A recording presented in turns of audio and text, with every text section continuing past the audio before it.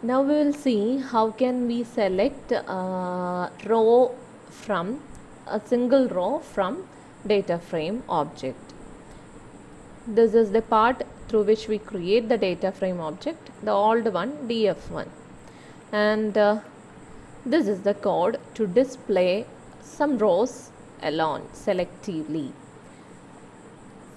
The first stage is selecting the row corresponding to the index, and the second one is based on the positional number, integer location.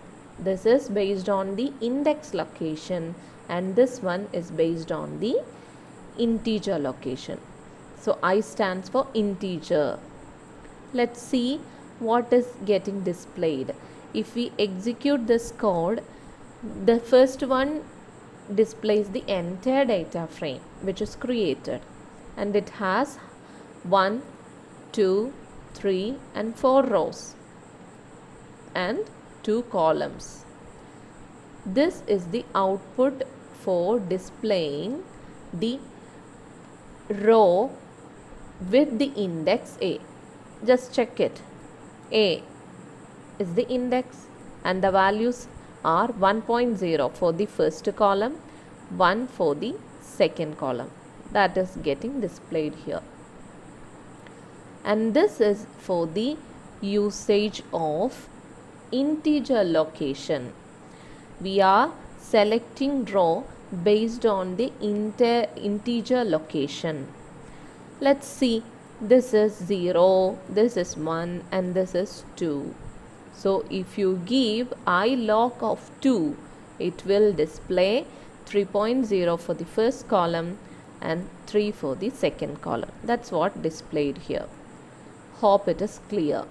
That is, if you want to select one row, then you have to use either log or I log.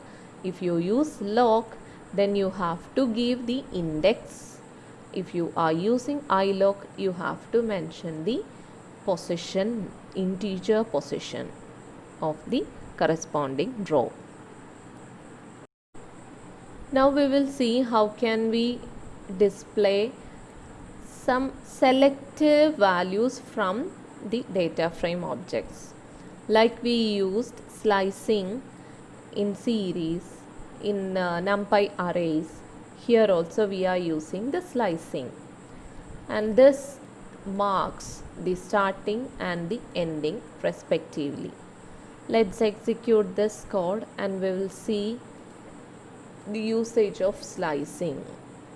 So we started with the index 1 and ended with the index 2 because this marks the starting and this is the upper limit. That means you can take only up to the index 2. So 1 and 2, only 2 rows will be selected, and this is the result. 0 for the first one, 1 for the second and 2 for the third. So it selected B and C and the values corresponding to them. Hope it is clear. The integer positions are starting from 0, 1, 2, 3. So 1 means B. We have to start from there. Took the values corresponding to the row B. And we have to stop when it is 2 because we cannot take the upper value, upper limit or ending value cannot be taken. So 3 cannot be taken. We can take only up to 2. So the result has become like this, B and C.